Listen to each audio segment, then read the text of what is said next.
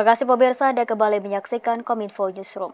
Pemirsa, Kementerian Pemberdayaan Perempuan dan Perlindungan Anak menggelar forum tematik Bako Humas dalam rangka menyukseskan Hari Anak Nasional 2024.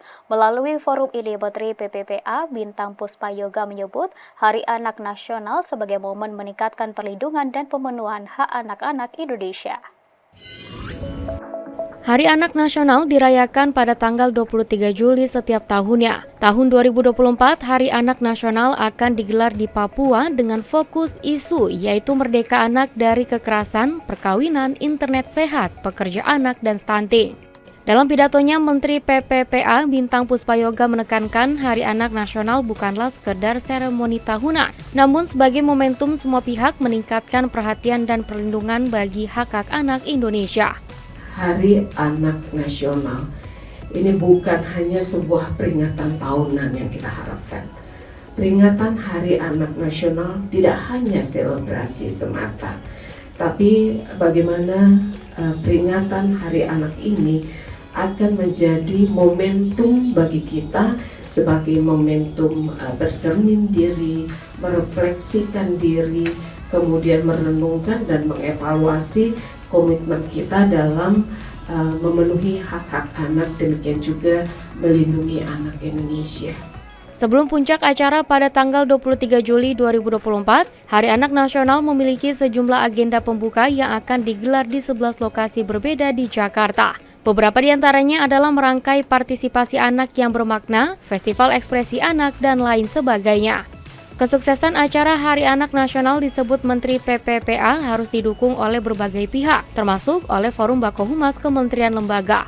Kepala Biro Hukum dan Humas Kementerian PPPA Margaret Robin Korwa mengajak anggota Bako Humas dan awak media berkontribusi langsung dalam menyuarakan kesejahteraan anak-anak Indonesia, utamanya dalam penyebarluasan narasi tunggal terkait dengan Hari Anak Nasional 2024.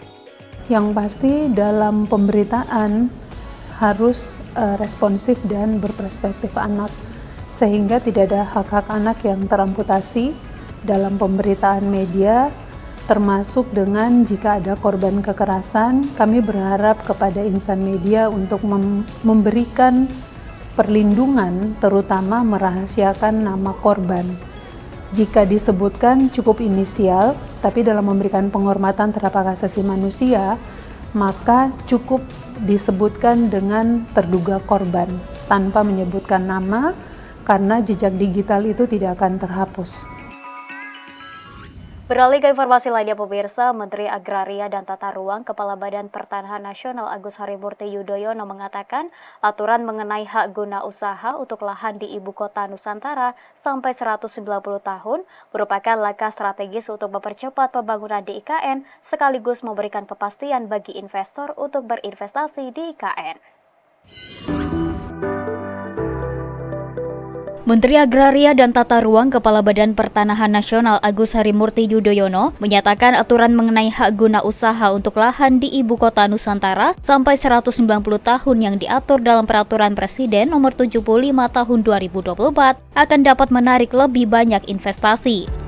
AHY menilai dalam pasal 9 berbunyi, pemberian hak guna usaha bagi investor hampir 2 abad atau dalam jangka waktu hingga 95 tahun yang bisa diperpanjang dalam 2 kali siklus.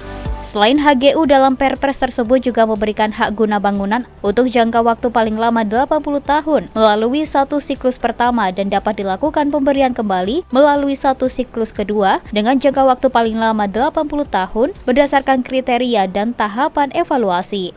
Menurut AHY, durasi tersebut memungkinkan para investor untuk membangun keberlanjutan investasi mereka di IKN.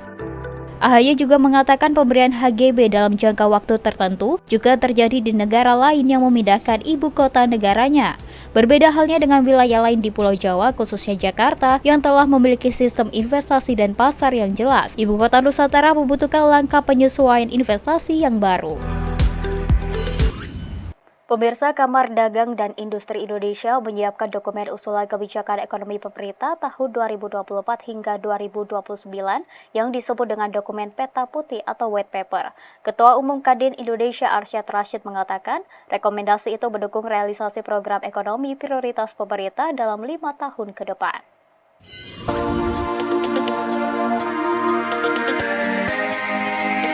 Sebagai mitra strategis pemerintah di bidang perekonomian serta induk organisasi yang mewadahi dunia usaha, Kamar Dagang dan Industri Indonesia selalu memberikan inisiatif-inisiatif untuk mendorong perkembangan ekonomi Indonesia ke arah yang lebih baik. Ketua Umum Kadin Indonesia Arsyad Rashid mengungkapkan saat ini pihaknya tengah menyiapkan white paper atau peta putih berisi usulan para pelaku usaha dan akademisi dalam kebijakan ekonomi serta realisasi program prioritas pemerintah 5 tahun ke depan. White paper ini menginkorporasi masukan-masukan Kadin di daerah-daerah dan asosiasi di berbagai sektor. Dokumen ini juga memuat masukan dari Chamber of Commerce International, perusahaan-perusahaan asing yang telah berinvestasi di Indonesia, dan para pemangku kepentingan lainnya. Kenapa penting sekali?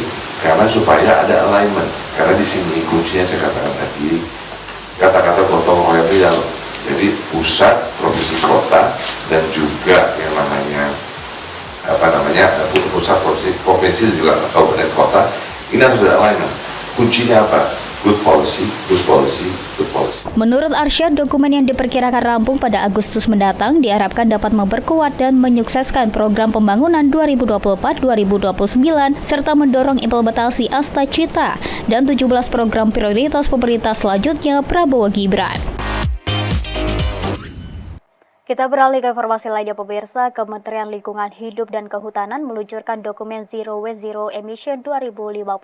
Upaya ini dilakukan sebagai langkah penting untuk memastikan tidak ada lagi sampah yang terbuang di TPA karena dapat menghasilkan metana, salah satu jenis gas rumah kaca.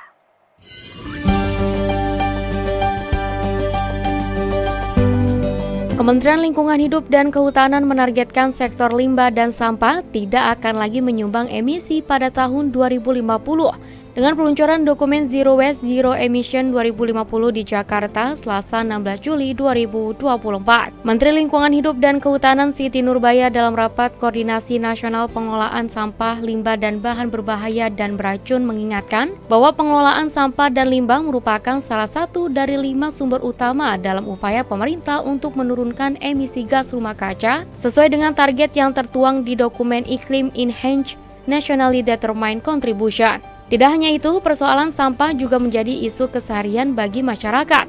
Apabila tidak dikelola dengan baik, maka akan berdampak pada kesehatan lingkungan hingga masyarakat sekitar.